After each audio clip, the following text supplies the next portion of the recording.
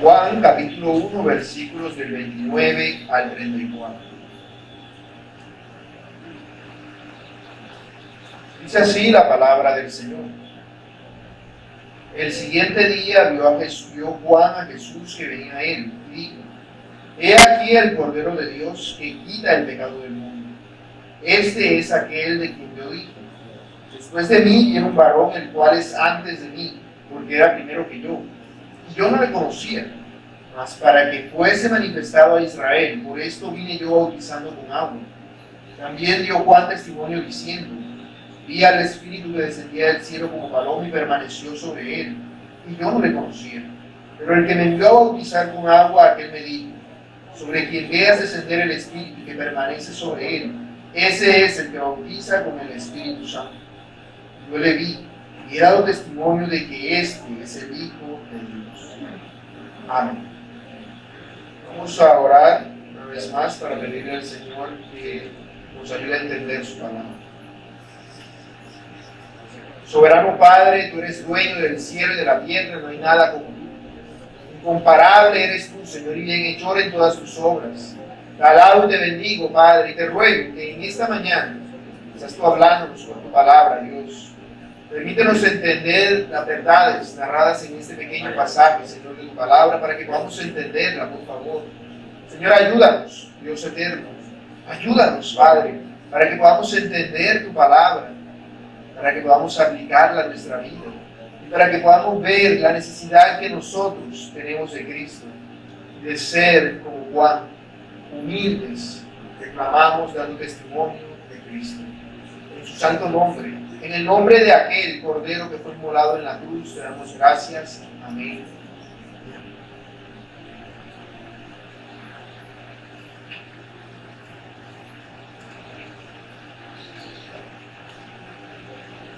En cierta ocasión, un hombre decidió decirle a su hijo: Hijo, te voy a dar todas estas ovejas que tengo aquí, son tuyas.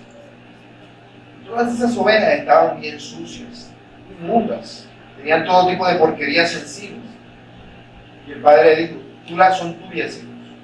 Tú decides qué haces. Yo quiero que las limpies, pero la decisión es tuya. El hijo vino, se sentó y una por una estuvo limpiando todas aquellas ovejas. Ese día no le alcanzó, ni el siguiente, porque eran demasiadas las ovejas que le dieron. Pero él no se rindió, sino que persistió y persistió y persistió, hasta que por fin pudo limpiarlas a todas. Esa es la obra que hace Cristo en nosotros. Él nos limpia de nuestros pecados.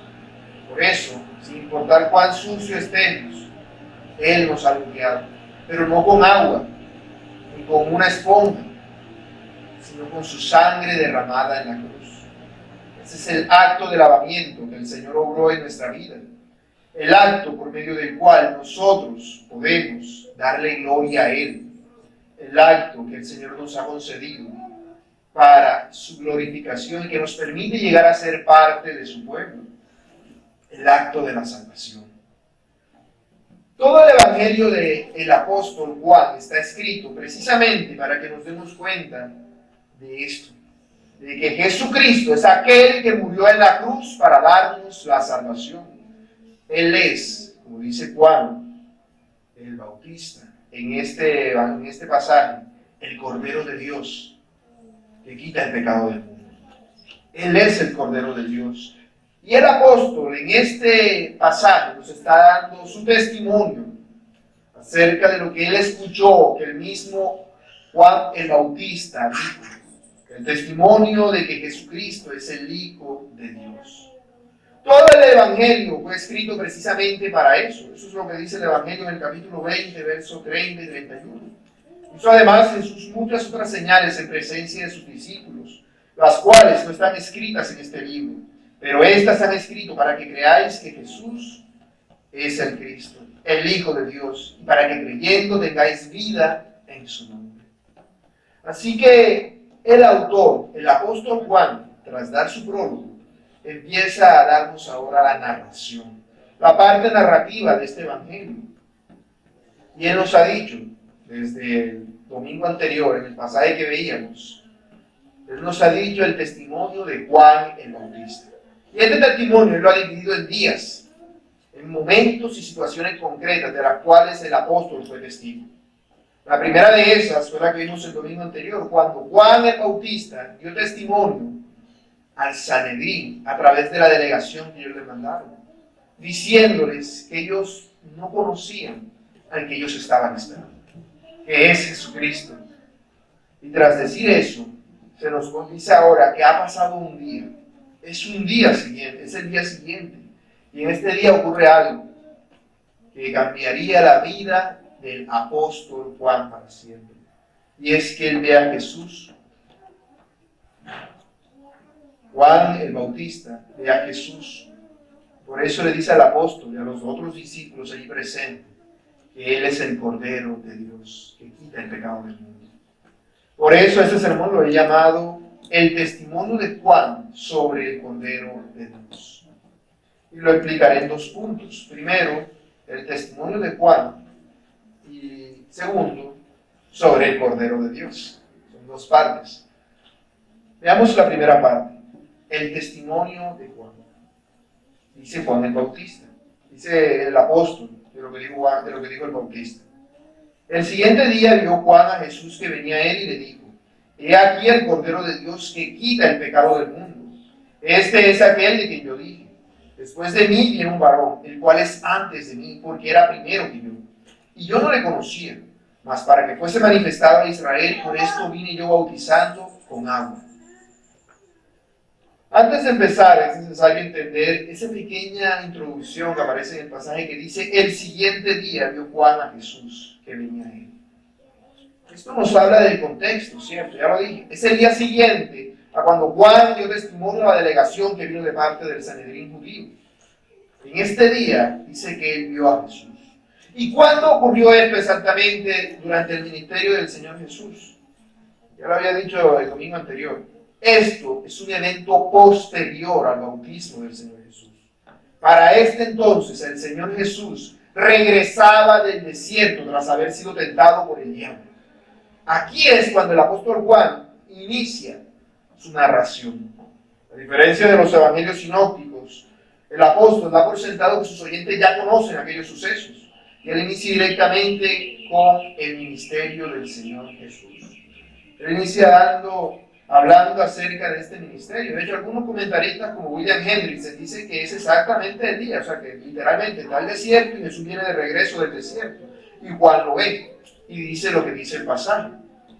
Yo no me atrevería a decir si es el día exacto o no es el día exacto. Pero lo que sí es cierto es que esto ocurrió entre que el Señor Jesús fue tentado en el desierto y antes de que Él empezara a predicar el Evangelio. Eso es lo que nos damos cuenta al leer y al encajar este pasaje en los otros tres evangelios. Cuando nosotros armonizamos los evangelios, nos damos cuenta que esto que aquí se nos está diciendo no aparece en los otros tres evangelios. Así que es necesario ver en dónde encaja. El Señor Jesús es tentado por el diablo en el desierto en Mateo 4, Lucas 4 y Marcos 1:13. Y después de eso se nos dice que Él inicia su ministerio. Leo el pasaje, el versículo más corto, uno de estos, que es Marcos 1:14, es decir, lo que sigue tras la tentación del Señor. Dice: después que Juan fue encarcelado, entendemos que Juan se refiere al Bautista, Jesús vino a Galilea predicando el Evangelio del reino de Dios, diciendo: el tiempo se ha cumplido y el reino de Dios se ha acercado. Arrepentidos y creed en el Evangelio. Lo que había dicho en el verso anterior a ese, que era que Jesús había estado siendo tentado por el diablo en el desierto. Y ahora vemos que se nos dice de que después de que Juan ya estaba encarcelado, es que ocurre esto. Marcos en su evangelio omitió muchas cosas que aquí el apóstol no está omitiendo. Y él va a darnos algo de lo cual él mismo fue testigo ocular, porque el apóstol Juan estaba allí. Él era discípulo del Bautista, el otro Juan. Él era discípulo del Bautista y él es testigo de todas estas cosas, y por eso está diciéndolo con ese tipo de detalles, diciendo el día anterior, el día siguiente, un día después. Él sigue diciendo eso hasta lo de las bodas de Canaán. Él sigue diciendo que todos estos sucesos acontecieron en una sola semana. porque él va relatando cronológicamente los acontecimientos. O sea que él nos está dando testimonio acerca de cómo empezó el ministerio del Señor Jesucristo. Y vemos que al regresar el Señor Jesús, tras haber sido tentado por el diablo, el Bautista dice a sus discípulos, a los que estaban con él: he aquí el Cordero de Dios. Este es el primero de muchos títulos que el apóstol emplea en su evangelio para referirse al Señor. Más adelante veremos cómo se refiere a él como el Hijo de Dios, Rabí, Mesías, Rey de Israel, Hijo del Hombre, y aquel de quien escribió Moisés en la ley, así como los profetas, o también como José, Jesús, el hijo de José de Nazaret. Son títulos que se le van dando al Señor. Eso es un título. Lo que Juan el Bautista está diciendo aquí, está haciendo aquí es darle un título al Señor Jesús. Pero un título que no es el título que uno esperaría para ser el primer título que se le da al Mesías. En el verso 49 se refiere el apóstol al Señor como Rey de Israel. Pero aquí, cuando se da testimonio de Él por primera vez, es lo que está pasando, se nos habla de Cristo como de un Cordero. El Cordero de Dios. Esto no es algo que el Bautista se está inventando. Esto es propio de Dios revelándose al Bautista. Es una revelación especial de Dios para con el Bautista. Tal cual ocurre con Pedro, cuando el Señor le pregunta que quién es él, y él dice: tú eres el Cristo, el Hijo del Dios viviente. Y él le dice: bienaventurado eres Simón, esto no te lo ha revelado ni carne ni sangre. Bueno, así como el Padre le reveló eso a Pedro, aquí el Padre le revela al Bautista que Jesús es el Cordero de Dios. Y se lo revela precisamente porque más adelante, cuando Juan está encarcelado, él le envía a sus discípulos a preguntarle al Señor si él era verdaderamente el Mesías o no. Quiere decir que él en realidad no entendía todas estas cosas al 100%, no tenía la claridad que nosotros tenemos. El Señor le dio testimonio y le mandó a decir: mire, díganle todos los milagros y todas las señales que están ocurriendo, para que él entendiera que verdaderamente era así. De manera que aunque Juan el Bautista está diciendo de Cristo: este es el Cordero de Dios, en realidad él no está entendiendo mucho lo que eso significa. No tiene la claridad acerca de qué es lo que el Cordero iba a hacer o cómo lo iba a hacer. Había algo que él ignoraba en todo eso. Es interesante porque ¿qué es un cordero? Un animal dispuesto para ser sacrificado. Igual que ocurre con muchos de los animales que ingerimos a diario, ¿saben? Ustedes han visto los videos acerca de los procesadores de animales, las grandes fábricas, cómo crían a los pollitos desde chiquitos, simplemente los tienen ahí amontonados hasta que llega el día de sacarle la pechuga a los burlitos y repartir todo en bolsa a las diferentes distribuidoras. Cómo hacen con la carne y con todos estos alimentos que se hacen en fábricas. Desde pequeños no tienen vida, sino que siempre han estado allí en ese entorno que se está preparando para su muerte.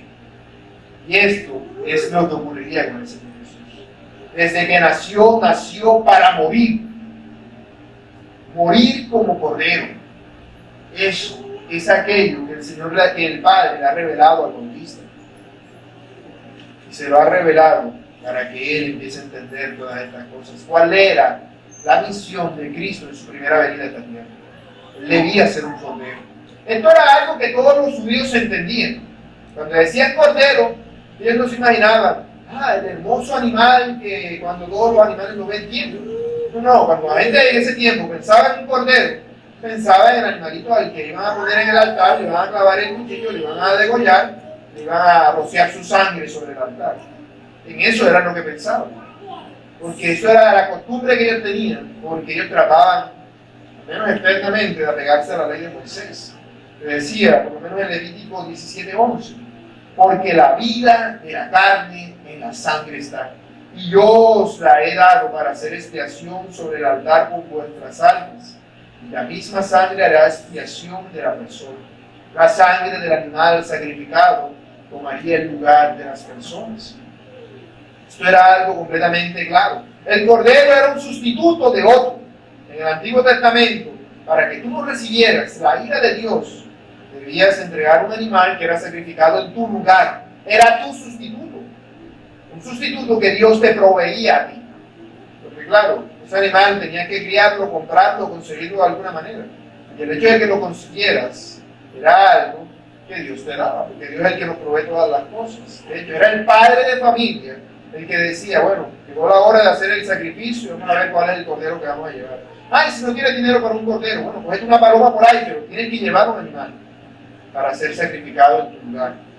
Debes hacerlo. Y aquí se nos presenta este cordero. Y el cordero es el animal por excelencia para esta labor, porque es el animal que por excelencia Dios dio para que esto ocurriera así. Esto lo leemos en Génesis 22, verso 7, donde Isaac le dijo a su padre, Padre mío, y Abraham le dijo, heme aquí, mi hijo. Y él le dijo, he aquí el fuego y la leña, mas ¿dónde está el cordero para el holocausto? Y respondió Abraham, Dios se proveerá del cordero para el holocausto, hijo mío. Dios se proveerá cordero. Dios mismo va a proveerse para sí mismo el cordero para aplacar su propia ira. De tal manera que no era mérito de la persona por llevar el cordero para ser sacrificado. No, eso era algo que se hacía precisamente porque fue el primer animal que nosotros vemos en la Biblia que se registra ser sacrificado como una provisión especial de Dios en sustituto de otro. Ese cordero fue sacrificado porque vemos que cuando el Señor detiene a Abraham de matar a su hijo, ahí estaba precisamente el cordero para ser sacrificado, el sacrificio. Por eso en Éxodo, cuando ocurre la Pascua, lo que sacrifican es un cordero. En los sacrificios diarios del tabernáculo, que también se hicieron después en el templo, era el cordero. Y esto hacía por los pecados de los individuos. Todo individuo necesitaba un sacrificio que lo sustituyese. Y el cordero era el sustituto por excelencia. Así que aquí vemos cómo Juan el Bautista ve al Señor como ese cordero que Dios ha dispuesto para traer perdón al mundo. Porque el Señor sabía que todos los corderos que se habían sacrificado hasta ese punto, en realidad no quitaban el pecado de ninguno. Simplemente posponían el castigo de Dios. Los corderos apaciguaban la ira de Dios para que Dios no los destruyese en ese momento por causa de sus pecados. Cuando ellos traían un cordero y lo sacrificaban ante el altar, no eran libres de sus pecados. Simplemente era compuesto el castigo. Porque ellos no eran salvos por traer corderos al altar, eran salvos por tener fe en Dios, de que ese cordero simbolizaba otra cosa. Otro que tomaría su lugar. Ese es Cristo. Por eso, cuando llegó el tiempo en que los israelitas ya ni le prestaban atención a esto del cordero, sino que simplemente lo hacían por hacerlo, para quedar bien, para cumplir, Dios se hartó de ellos. Como dice en Isaías 1:11, ¿para qué me sirve, dice Jehová, la multitud de vuestros sacrificios? Hastiado estoy de holocaustos de carneros y de cebo de animales gordos. No quiero sangre de bueyes, ni ovejas, ni de machos cabríos. No quiero. Esas cosas yo las mandé, pero no para que las hagan así mecánicamente, sin ningún valor. No sirve de nada. Aquellas cosas que nosotros hacemos sin fe son inútiles. Si tú vienes a la iglesia, traes tu ofrenda y la echas allí, eso no sirve de nada si no tienes fe. Tú puedes dar más que todos los demás y decir, mire, todo lo que me gané, y meterlo ahí, todo lo que me pagaron del mes, meterlo ahí de ofrenda. Si tú no tienes fe al hacerlo, si no te lo estás haciendo simplemente por cumplir, por un acto mecánico, eso no tiene ningún valor. Porque el creyente debe sacrificarlo todo con fe. Inclusive tu vida misma debe ser sacrificada con fe. Nosotros lo sacrificamos en obediencia y servicio a Dios, si es con fe. Si no, va a ser para ti como un yugo que llevas en la espalda y tengo que hacer esto y no puedo hacer esto. Pero cuando es por fe, todo eso se hace fácil, ligero, sencillo, porque hay fe de por medio. Y el Mesías vendría a ser aquel instrumento de Dios por medio del cual la fe de todos aquellos que sacrificaron carnero antes y la fe de todos los que después no tenemos que sacrificar carneros, ni corderos, ni ovejas, es llevada a cabo por Cristo. Él hizo la obra. Eso es lo que está profetizado del Mesías, como dice Isaías 53:7. Angustiado él y afligido, no abrió su boca. Como cordero fue llevado al matadero, y como oveja delante de sus trasquiladores. Enmudeció y no abrió su boca. Él no se quejó. Él no dijo, pero padre, ¿por qué tengo yo que morir por este montón de gente? Él enmudeció. Aunque lo escupieran, aunque lo atacaran, aunque lo calumniaran y difamaran, él enmudeció. Porque él sabía que él era el cordero que habría de ir al matadero. Él lo sabía. Eso es a lo que se refiere. Sproul dijo que en el momento en que Juan el Bautista llama a Jesús el Cordero de Dios, está hablando de la obra sacrificial que Jesús hará en la cruz del Calvario. Es por medio de su muerte que Jesús quita el pecado del mundo. Es por medio de su muerte. Es el acto definitivo, el sacrificio máximo. Es que todos nosotros somos pecadores. Todos lo somos. Nosotros como pecadores que somos, no podemos hacer nada para limpiarnos de nuestra maldad. No podemos. Imagínate un muerto en su tumba diciendo, mañana voy a resucitar. Bueno, no puede. No puede. A menos que el muerto tuviese vida en sí mismo, no podría ser tal cosa. Solamente Cristo es el único que murió, que tenía potestad de resucitar. Pero los muertos no pueden. Y nosotros, antes de venir a Cristo, estábamos muertos en nuestros delitos y pecados. Por lo tanto, nos era imposible venir a Dios. Nos era imposible. Y cuando decimos que Jesucristo es el Cordero de Dios, no es el Cordero de Dios solamente para los judíos del Antiguo Testamento, o para los judíos del Nuevo Testamento, o para los creyentes que se mencionan en la Biblia, sino para todos los que creen en Cristo. Sea antes, sea durante, sea después, sea en Israel, en Colombia, en China, donde sea. Así se mueve la gente para Marte o otro planeta. Aún así, Cristo abarcó la salvación de todas las personas del mundo de una manera sacrificial. Pero cuando dice que abarcó la salvación de todas las personas del mundo, no quiere decir que vaya a salvar a todo el mundo. Porque hay quienes toman este versículo y lo tergiversan diciendo el Cordero de Dios que quita el pecado del mundo. O sea que el mundo no tiene pecado. Pero no, la Biblia no enseña universalismo. La Biblia lo que enseña es que cuando dice el mundo, se refiere a que no hay un límite en cuanto a la obra de Dios. No hay un límite que impida la salvación. Personas de todas partes del mundo pueden beneficiarse de la obra de Cristo. Es a lo que se refiere el apóstol en el capítulo 3, verso 16, cuando dice, porque de tal manera amó Dios al mundo, que ha dado su Hijo unigénito, para que todo aquel que en él cree no se pierda, mas tenga vida eterna. De tal manera que la salvación no se limita a los judíos, a los israelitas. No. La salvación es para todo aquel que cree. Sea judío, gentil, sea anciano, sea joven, sea rico, sea pobre, sea blanco, sea negro, sea hombre o sea mujer. Dios envió a su Hijo a morir en la cruz para traer salvación. Por eso Él es el Cordero de Dios que quita el pecado del mundo, porque Él tiene el poder y la potestad para hacerlo. Esto, lo más interesante que tiene, es que se nos dice que es el Cordero de Dios, no el Cordero de Israel, porque el Cordero es propiedad del jefe de familia.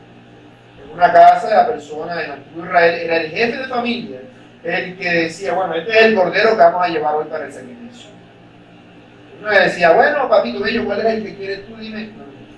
Él era el que determinaba él.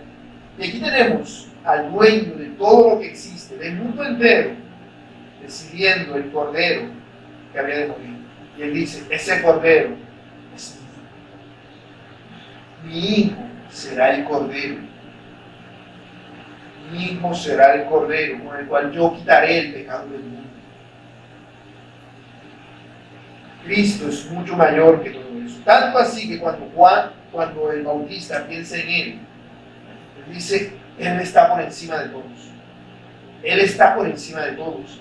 Este es aquel del cual yo no soy digno de desatarle la correa del calzado, porque Él es antes de mí y era primero que yo.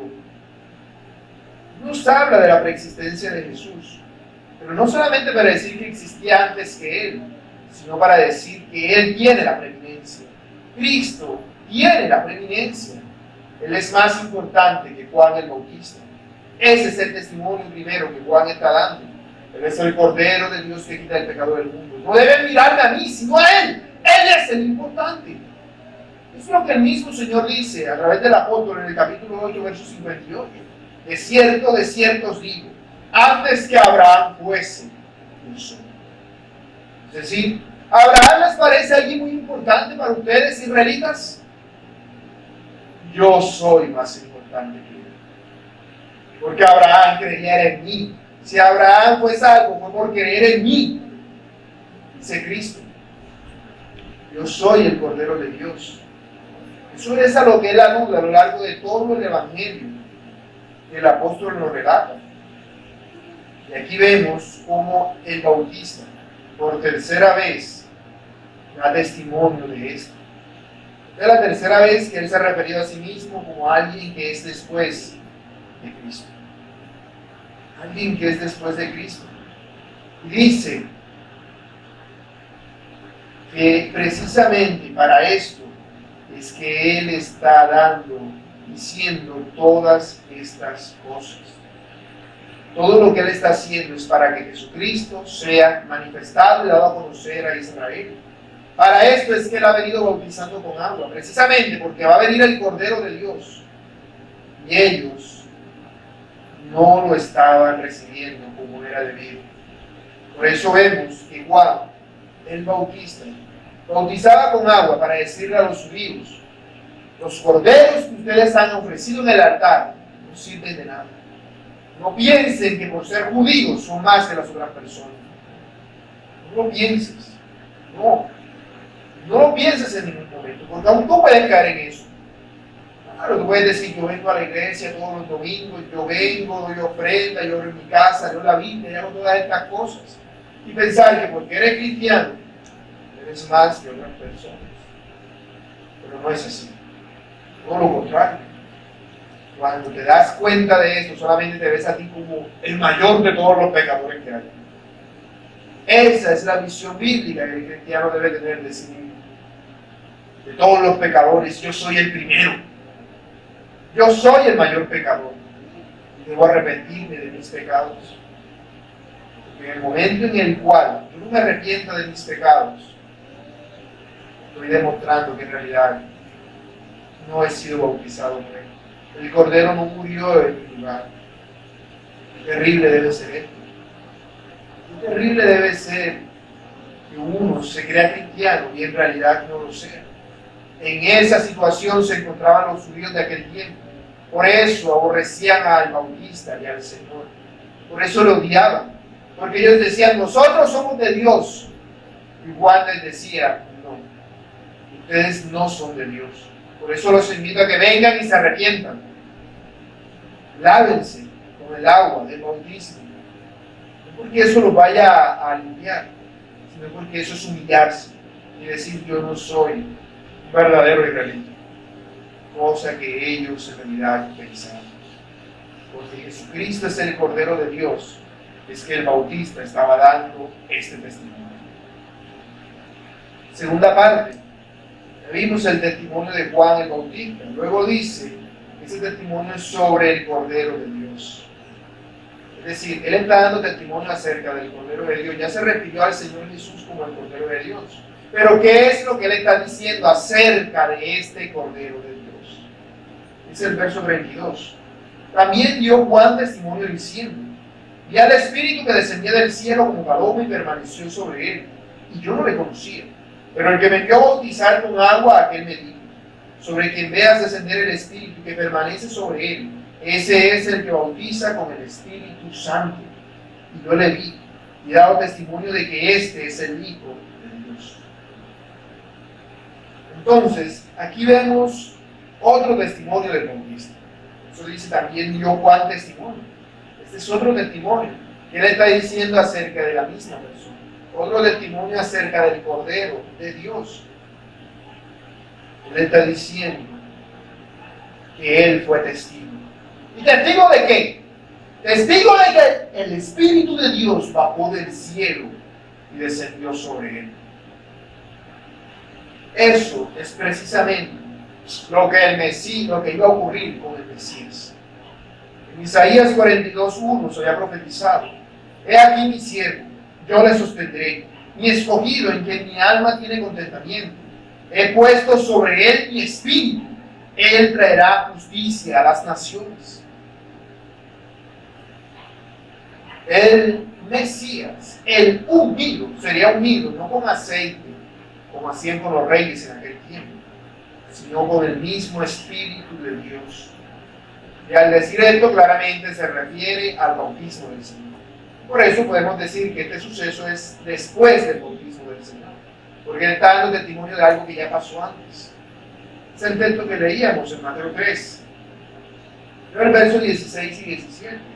Jesús, después que fue bautizado, subió luego del agua, y aquí los cielos le fueron abiertos, y vio el Espíritu de Dios que descendía como paloma y venía sobre él.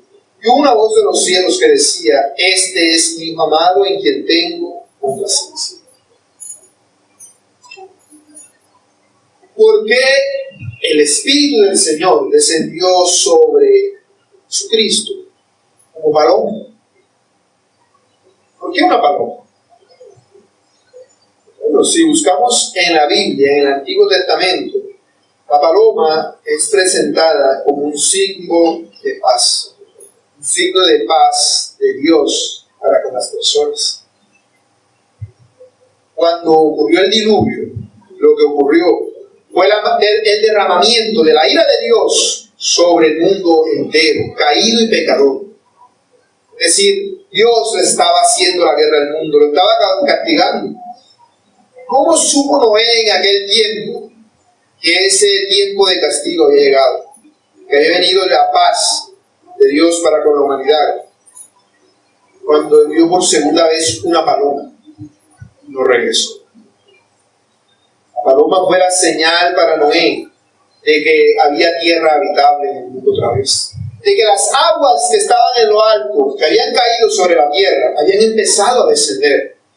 Y ahora había un lugar sobre el cual reposar y había vegetación ya sobre ese lugar. Eso era una señal de paz. Decirle: ha pasado. El tiempo de la ira se acabó. Y aquí estoy haciendo un mundo nuevo. Un mundo totalmente diferente al mundo que fue antes del diluvio. Un mundo lleno de paz. Para con Dios. De Dios para con ellos. Y como señal de esa paz, Dios les dice: yo pondré mi arco apuntando al cielo, como amenazándome a mí mismo y diciendo: si yo vuelvo a dejar caer lluvia sobre la tierra, dispararé la flecha y me atacaré a mí mismo. Por eso, para que la gente no se asustase cuando hubiese la lluvia, pensando que iba a volver a caer otro diluvio, Dios puso su arco apuntándose a sí mismo, como señal de que Él tenía la intención de que hubiera paz entre los hombres y Él. Él tenía la intención. Él se pacificó a sí mismo, se autoamenazó, porque ese era el deseo de Dios. Además de esto, la paloma es un símbolo en la Biblia de belleza, pues en el libro del Cantar de los Cantares se nos presenta como aquello que recalca ciertas partes bellas del esposo por la esposa o de la esposa por el esposo. Es un símbolo de la belleza misma de Dios. Así que, aunque todavía no nos da una respuesta clara, lo más seguro es que la paloma significase la obra de cómo Dios está haciendo la paz para con los hombres, a través de aquel sobre el cual el Espíritu de Dios en forma de paloma, porque no dice que es una paloma, sino el Espíritu de Dios en forma de paloma, descendió sobre Jesucristo. ¿Y por qué era necesario que el Espíritu de Dios llenase a Jesucristo? ¿Por qué era necesario? Bueno, para esto hay que entender tres cosas. Nosotros vemos en la obra del Señor Jesús en la tierra. En primer lugar, cuando Él se encarnó, Él se hizo un ser humano como nosotros, de tal manera que Él experimentó las debilidades y limitaciones que nosotros tenemos. Él se autoimpuso limitaciones que no posee. Él no dejó de ser Dios, pero dejó de usar sus facultades divinas. Dejó de usarlas. De tal manera que cuando Él quisiera hacer algo, las señales y milagros que Él hizo, no los haría haciendo uso de sus facultades como Dios, sino a través de las facultades que el Padre le daba por el Espíritu Santo. El Espíritu Santo por eso le llenó y le llevó al desierto a ser tentado por el diablo, para que se evidenciase de que en Él reposaba el Espíritu de Dios. De hecho, lo que el diablo trató de hacer en el desierto fue que se quitara esas limitaciones que se había puesto. Convierte las piedras en pan, tírate de aquí. Como no podía, entonces postre ante mí. Para que no tenga que vivir con esas limitaciones. Y aquí vemos cómo Jesucristo decidió que Él prefirió depender del Espíritu Santo para llevar a cabo su obra. Además de eso, vemos cómo Él dependía del Espíritu Santo para hacer la voluntad de Dios. Porque todos nosotros, como creyentes que somos, no podemos hacer nada por nosotros mismos si el Espíritu Santo no está sobre nosotros. Y Cristo se puso en esa misma posición. Él se puso en la posición en la cual era incapaz de hacer cosas divinas sin la ayuda del Espíritu Santo. Por eso es lo que nosotros vemos que en todo el capítulo 14, 15 y 16 de este Evangelio se nos habla ampliamente acerca de la necesidad que nosotros tenemos del Espíritu Santo. Porque el Espíritu Santo ha venido precisamente para guiarnos a la voluntad de Dios. Jesucristo entendía esa voluntad al ser guiado por el Espíritu Santo. Por eso fue llevado al desierto y por eso Él hizo todo lo que hizo. Es lo que se registra en Lucas 4:18, cuando el mismo Señor cita al profeta Isaías diciendo: el Espíritu del Señor está sobre mí por cuanto me ha ungido y no dice, me ungió para hacerme intocable o para tener poderes o yo qué sé qué tipo de locuras inventan hoy en muchas de estas falsas iglesias. ¿Para qué te unge el Espíritu de Dios? Para dar buenas nuevas a los pobres. Me ha enviado a sanar a los quebrantados de corazón, a pregonar libertad a los cautivos y vista a los ciegos, a poner en libertad a los oprimidos. Y es de notar que en ese pasaje se nos dice que Él ha sido enviado a sanar a los quebrantados de corazón. No se refiere a la sanidad externa que Él manifestó, sino a la sanidad que necesitaban las personas en su corazón, a algo no visible. Dice que Él vino a pregonar libertad a los cautivos y vista a los ciegos. Él no está diciendo que no haya dado vista a los ciegos, sino que Él vino a anunciarles vista a los ciegos. Es decir, que el Espíritu Santo lo dio a los ciegos. Y por ciegos no se refiere a los que estaban literalmente ciegos, sino a aquellos que como nosotros estábamos ciegos a Cristo, a Dios, a darnos vista para que le veamos a Él. Por eso se refiere siempre al mismo grupo de personas. Se refiere a los pobres de espíritu, a los quebrantados de corazón por el pecado, a los cautivos en esclavitud al pecado, a los ciegos por el pecado, a los encarcelados y oprimidos por el pecado. A esto vino Cristo, y a esto el Espíritu Santo lo dio. Por supuesto, el Señor Jesús, al venir, guiado por el Espíritu Santo, al encarnarse, Él vino en una actitud de humildad. Humildad total, de tal manera que la obra del Señor Jesús no fue solamente la de un maestro o la de un profeta, sino la de un Salvador. Por esto es que Él necesitaba la ayuda del Espíritu Santo. Porque al no estar dependiendo de sus facultades divinas, y al tener una labor tan difícil como salvar el mundo, quitar el pecado del mundo, humanamente no hubiese podido. Si se quita todas las limitaciones, sin romper las limitaciones que Él se había impuesto. Así que Él es ayudado por el Espíritu Santo, el mismo Espíritu Santo que hoy nos ayuda a nosotros. Por eso vemos que el Espíritu Santo obra en nosotros de esta manera. Y este es el testimonio del bautista. Aquel que lo envió a bautizar es el que le ha dicho estas cosas. Él, sobre el que desciende el Espíritu Santo en forma de paloma, ese es el Cordero de Dios. ¿Quién fue esto? ¿Quién envió a bautizar al bautista? Dios, el Padre. Él declara textualmente que el que le envió a bautizar con agua fue el que le dijo que aquel sobre el cual debiera descender el Espíritu Santo, ese bautizaría con Espíritu Santo. Jesucristo bautizó con Espíritu Santo. De tal manera que el agua era solamente una señal de un bautismo que haría el Señor Jesús.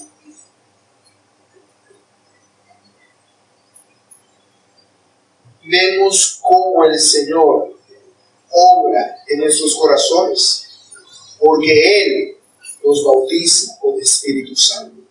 Ese es el verdadero bautismo. Y no quiere decir que el otro bautismo sea falso, sino que el otro bautismo es algo que hacemos en obediencia a Él. El bautismo con agua es un acto de obediencia a Dios, un acto simbólico, un acto que declara públicamente que no me identifico con ellos, sino con Él. No me identifico con el mundo, sino con el Cordero que murió por el mundo. Me identifico con Cristo. El bautismo con agua solamente es un símbolo del verdadero bautismo que hace el Señor Jesús. Y este bautismo es total y completamente necesario para nosotros. Este bautismo es el bautismo que hace el Señor. ¿Cuál es ese bautismo?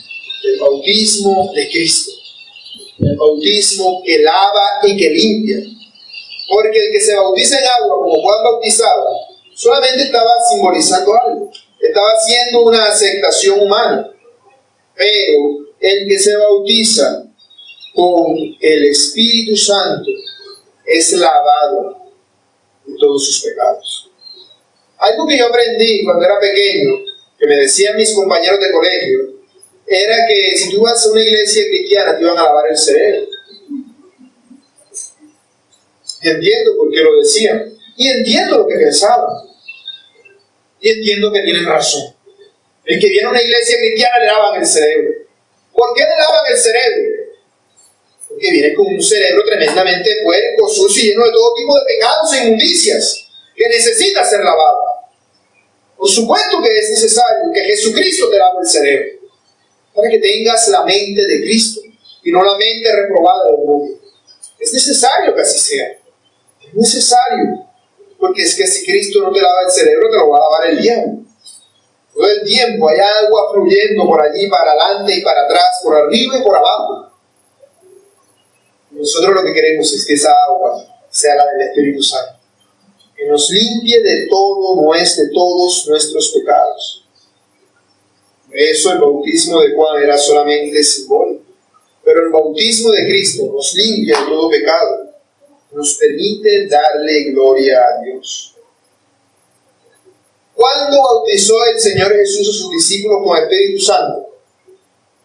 Pues la Biblia nunca dice que el Señor les haya dicho, bueno, pónganse aquí, voy a ponerle la mano en la frente a cada uno y se caen para atrás. Pedro, ven para acá, recibe, al suelo. No, nosotros no vemos semejante locura en la Biblia por ningún lado, ¿cierto? No vemos que el Señor Jesús se pusiera a hacer eso. Así que el bautismo del Espíritu Santo no ocurre de una forma tan payasa, de ninguna manera. El bautismo del Espíritu Santo es un bautismo que ocurre de manera interna. Un bautismo que ocurre de manera interna en la persona, lavando su mente y dándole la mente de Cristo. Ser bautizado por el Espíritu Santo no es ponerte a decir un montón de galimatías, decir palabras sin sentido, sino que tu mente es cambiada y es renovada, dándote una nueva naturaleza que te hace semejante a aquel que te la lavó, Jesucristo. Y alguno podrá decir, pero hermano, la Biblia dice que cuando el Espíritu Santo vino sobre los creyentes, empezaron a hablar en un montón de lenguas. Sí, porque eso era una señal a ellos de lo que el bautismo con el Espíritu Santo les mandaba hacer. ¿Para qué somos bautizados con el Espíritu Santo? ¿Simplemente para que nos apartemos del mundo y ya? No. El que es bautizado con el Espíritu Santo, aquel es el que le lavan el cerebro y le colocan un cerebro de cristiano, lo es para que glorifique a Dios sirviéndole. Para eso es que somos bautizados con el Espíritu Santo, para servirle a Dios. El Señor Jesús, antes de ascender a los cielos, le dijo a sus discípulos, porque Juan ciertamente, dice Hechos 1:5, porque Juan ciertamente bautizó con agua, mas vosotros seréis bautizados con el Espíritu Santo dentro de no muchos días. Luego en el capítulo 2, verso 1 dice, cuando llegó el día de Pentecostés, no muchos días después de aquello, estaban todos unánimes juntos, y de repente vino del cielo un estruendo como de viento recio que soplaba, el cual llenó toda la casa donde estaban sentados, y se les aparecieron lenguas repartidas, como de fuego, asentándose sobre cada uno de ellos. Y fueron todos llenos del Espíritu Santo y comenzaron a hablar en otras lenguas según el Espíritu les daba que hablasen. ¿Por qué hablaban en otras lenguas? ¿Para quedarse allí todo el día hablando en lenguas y diciendo un montón de sayarazadas? No. Porque cuando ellos hablaban en otras lenguas, no eran lenguas sin sentido. Eran lenguas completamente claras y estructuradas. Eran idiomas humanos. ¿Y por qué les daría Dios idiomas humanos a estas personas que ellos no sabían hablar? Porque Él estaba deshaciendo lo que había hecho en la Torre de Babel. Cuando fue la Torre de Babel construida, el Señor los dividió, trajo división sobre el mundo para que existieran naciones dándole un idioma diferente a cada uno. Pero ahora los está uniendo bajo un mismo idioma, el idioma de Cristo. Eso es lo que ocurre en Pentecostés. Por eso vemos que cuando el Espíritu Santo viene sobre ellos, ellos tienen lenguas sobre ellos, como fuego, lenguas de fuego, que les daban de hablar en otros idiomas. ¿Para qué? Para que les sirviera a ellos por señal de que deberían ir a predicar el Evangelio, donde todos esos idiomas se hablaban. De tal manera que si a Pedro le vino la lengua de los ingleses, bueno, Pedro ya sabe para dónde tiene que coger. Si le vino la de los chinos, bueno, vete para China. Eso era lo que les estaba ocurriendo. Por eso vemos que al salir Pedro, la gente que pensaba que estaban borrachos por lo que estaban diciendo, dice, lo escuchamos hablar en nuestro propio idioma. Era una señal para ellos de lo que deberían hacer. Ir y testificar de Cristo en todo el mundo. Ir y dar a conocer a Cristo a todas las naciones. Para eso es que se les da el Espíritu Santo. Para eso es el poder de Cristo en nosotros. Es lo que dice Hechos 1:5. Pero recibiréis poder cuando haya venido sobre vosotros el Espíritu Santo, y me seréis testigos en Jerusalén, en toda Judea, en Samaria y hasta lo último de la tierra. Para eso es el Espíritu Santo, para ser testigo. Si uno pudiera pensar, pero no se trata de que el Espíritu Santo viene a santificarnos. Sí. Pero ¿para qué te santifica el Espíritu Santo? Para que tu testimonio sea veraz. Imagínate tú que le vas a decir al borracho que no se emborrache y tú con la botellita en la mano. Ese testimonio no tiene ningún tipo de validez. Es totalmente insensato y vacío. Si tú vas a confrontar a los hombres con su pecado, has de ser limpiado primero de tus propios pecados. Pero una vez has sido limpiado para que vayas y testifiques a otros lo que Cristo ha hecho contigo, sacándote de ser el pecador que eras y volviéndote parte de su pueblo. Para eso es el Espíritu Santo que recibimos, para que nosotros creamos que verdaderamente Jesucristo es el Hijo de Dios y lo compartamos con otras personas. Ese es el testimonio de Juan el Bautista. Él está diciendo, el Cordero de Dios que quita el pecado del mundo, este es el Hijo de Dios. Eso es lo que él acaba diciendo. De eso se trata todo. De creer que Jesucristo es el Hijo de Dios. De que el Hijo de Dios crezca en ti. De que tú seas lavado para que te parezcas a Él. Porque eres como una oveja toda sucia y llena todo tipo de porquerías. Has de ser limpiada. Pero limpiada para que hagas parte de su rebaño. No para que te suelten y vayas otra vez a ensuciarte por ahí en todas las porquerías que encuentres. No. Sino para que vengas y seas uno de su rebaño. y le seas de utilidad al dueño de las ovejas. ¿O ustedes se imaginan que los pastores en aquel tiempo criaban ovejas y las cuidaban simplemente por cuidarlas y ya? Tampoco. Las cosas se hacen sin ninguna razón. Ven y me compro una bicicleta para tenerla ahí guardada y archivada de tal manera que no sirva para nada. Me compro un micrófono para dejarme una cajita bien guardada. Bueno, hay gente loca que colecciona cosas. Le gusta tenerlas ahí guardadas, archivadas, pudriéndose con el tiempo, porque, no sé, son como pequeños diosecillos que van acumulando con el tiempo. Pero el Espíritu Santo no nos ha sido dado simplemente para que nos lo guardemos, sino para que lo compartamos, para que le seamos de utilidad a Dios. ¿De qué manera? Proclamando a los otros que Jesucristo es el Hijo de Dios. Y hagamos lo que Juan el Bautista hizo. Llamemos a los hombres al arrepentimiento y los guiemos hacia Cristo. Por eso cuando el Señor Jesús fue bautizado, la voz que vino del cielo dijo: este es mi Hijo amado en quien tengo complacencia. Hermano, nosotros podemos pensar, ay, todos no somos hijos de Dios, porque se menciona que Jesucristo es el Hijo amado, es que Él es el favorito. Tú eres hijo de Dios, porque el Hijo de Dios te bautizó. ¿Y cómo te bautizó? Tú has venido a ser hijo de Él, hijo de Cristo, sino que Cristo es uno con el Padre. Por eso eres hijo de Dios, porque Dios no tiene nietos, Dios tiene hijos.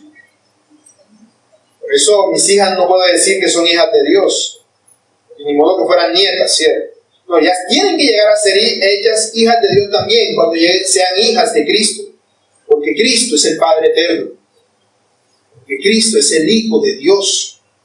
Esa es la verdad que Juan el Bautista predicó, aquel de la cual Juan el apóstol anunció y la cual nosotros también debemos proclamar. Aplicaciones. En primer lugar, mis hermanos, debemos tener presente que Jesucristo es el Cordero de Dios que quita el pecado de tu corazón. Al igual que Juan el Bautista, nosotros debemos aceptar de que Jesucristo murió por nuestros pecados. Aceptarlo significa creer de que verdaderamente hemos sido limpiados de todos nuestros pecados. Cuando tú vienes y dices: ay, es que yo no puedo con este pecado, que estoy dejándome llevar y me siento tan mal con mi pecado, ¿qué estás diciendo? Y yo no creo que Jesucristo haya muerto por mi pecado. De pronto por lo que cometí ayer, pero por este que hice hoy, no, por ese no. Eso es incredulidad acerca de lo que el Señor ha hecho en nosotros. Eso es incredulidad. Por eso cuando el Señor Jesús se reunió por última vez con sus discípulos antes de su muerte, en aquella cena les dijo: porque esto es mi sangre del nuevo pacto, que por muchos es derramado para remisión de pecados. Eso es lo que debemos estar recordándonos todo el tiempo. Cuando tomamos la cena del Señor, mi hermano, la cena del Señor no te quita los pecados. La cena del Señor es un recordatorio continuo para ti de que ya Cristo te quitó tus pecados, de que has sido lavado con su sangre y de que ahora estás limpio en Él. Cuando no crees esto, estás creyendo lo que el diablo te dice, porque Él es el acusador de los hermanos. Jesucristo, además, es el Cordero de Dios que te bautizó, que te ha bautizado. Él te ha bautizado con el Espíritu Santo. Y nosotros debemos pedir que ese Espíritu Santo nos llene y nos dirija. Qué difícil nos resulta depender de otros. Depender de otros cuando otros son los que debieran estar dependiendo de nosotros. El problema es que queremos aplicar eso con Dios. Es decir, yo quiero que Él dependa de mí. Yo estoy seguro que ninguno ha pensado jamás eso. Yo quiero que Dios dependa de mí. Pero cuando quieres hacer las cosas a tu manera, no es eso lo que estás haciendo. Estás diciéndole a Dios: Dios, no hagas lo que tú quieres, haz lo que yo quiero. Pero el Espíritu Santo vino para enseñarte de que tú dependes de Dios. Y debemos aprender a vivir creyendo en el Señor. Por eso es que en Hechos 2:21 dice: y todo aquel que invocar el nombre del Señor será salvo. ¿Quién? El que invocare el nombre del Señor. ¿Cuándo? Cuando se halla en su pecado. Y si te hallas en tu pecado y el Señor te salva de ellos, te ayudará también en todas las demás cosas. El Señor es el que te limpia y el que te renueva. Porque Jesucristo es el Cordero de Dios que tú debes conocer. Debes conocerlo. Porque así como Juan da testimonio diciendo, yo no le conocía, mas el que me dio a bautizar me dio testimonio de que ese es el que bautiza con el Espíritu Santo. Juan está diciendo, yo no le conocía. Yo no sé quién es él. Y debo ir conociéndole también. Por eso les dije, cuando estaba Juan preso, mandó a sus discípulos a preguntarle al Señor si en verdad que era él, porque no le conocía. No sabía quién era Cristo. Pero él quería saber. ¿Quieres tú saberlo, mi hermano? ¿Quieres tú conocer a Cristo? ¿Quieres tú conocer la verdad de Dios? Entonces busca su palabra y consúlate en ella. Busca su palabra como el alimento y el sustento para tu alma. Hazlo, mi hermano. Busca la palabra de Dios. La palabra de Dios debe ser algo que tú anheles, que tú anheles estudiar. Algo que tú cuando lo leas, no lo leas mecánicamente y digas, porque de tal manera, sino que tú la escudriñes y se aviva para ti. Es como cuando tú vas a la playa. Cuando las personas van a la playa, tú ves que normalmente, o por lo menos los niños, van súper emocionados diciendo, voy para la playa, voy para la playa. Y cuando regresan me dicen, voy a la playa. ¿Por qué? Porque no saben lo que van a hacer en la playa. Pero ¿qué pasa? Que a medida que vamos creciendo, ya tú sabes que cuando regrese vas a venir así, no me voy a mojar. Yo mejor me quedo aquí en la sombrita un ratito, me meto un ratico y ya. No quiero mojarme, no quiero hacer esto. Así ocurre muchas veces con nosotros y la palabra de Dios. Al principio súper emocionante y luego, eso ya me lo leí. Pero mi hermano, tú deberes ser como un buzo que se sumerge en lo más profundo de las aguas y se da cuenta de todas las maravillas que hay ahí. Y que no te va a alcanzar la vida para conocerlas. Eso es lo que debes hacer con la palabra de Dios. Nunca te acerques a ella de manera superficial, porque es ella la que te enseña a vivir como Dios quiere. Por eso dice en Juan 16:13, pero cuando venga el Espíritu de verdad, Él nos guiará a toda verdad, porque no hablará por su propia cuenta, sino que hablará todo lo que oyere y os hará saber las cosas que habrán de venir. Si dejas que el Espíritu te guíe a través de su palabra, porque Jesucristo es el Cordero de Dios que debes testificar. Nosotros debemos ser testigos de Jesucristo. ¿O para qué te sirve ser bautizado? ¿Para qué te sirve ser limpiado de tus pecados, conocer a Cristo? Todo eso se queda aquí y ya. Hermano, las cosas que sirven son las que usas. Lo que no usas no sirve para nada. Si tú no dejas que Dios te use, eres un siervo totalmente inútil, porque aún los que dejamos que Dios nos use, somos siervos inútiles. Ahora imagínate el que no deja que Dios lo use. Y a siervo inútil llega. Y así estoy yo, y así estamos muchos. No dejamos que Dios nos use. No somos testigos eficaces para Él. Nosotros debemos animar a otros para que conozcan a Cristo, confrontarnos con su pecado y llevarlos a la verdad del Evangelio. Porque para eso es el Espíritu Santo. Por eso dijo el Señor Jesús, pero recibiréis poder cuando haya venido sobre vosotros el Espíritu Santo. Me seréis testigos en Jerusalén y en toda Judea, en Samaria, hasta lo último de la tierra. Porque el Cordero de Dios, que quita el pecado del mundo, vino a quitarte con el Espíritu Santo todo eso que te impide serle de utilidad a Él. Por eso Jesucristo es el Cordero de Dios que debes exaltar. Porque así como Juan el Bautista reconocía que Jesucristo era primero que Él, tú debes reconocer que Él es primero que tú, que Él es mayor que tú y que Él vale mucho más de lo que tú alguna vez puedas llegar a valer. Que todo valor que hay en ti es debido a Él. Es solamente por Él. Nosotros, como dice el apóstol Pablo en 2 Corintios 4:7, somos vasos de barro que tenemos este tesoro para que la excelencia del poder sea de Dios y no de nosotros. Cuando tú aprendas a ser un testigo eficaz, vas a ser uno que vas a decirle a las personas, no me sigan a mí, no me busquen a mí, búsquenlo a Él. Él es el camino, la verdad y la vida. Él es el Cordero de Dios que quita el pecado.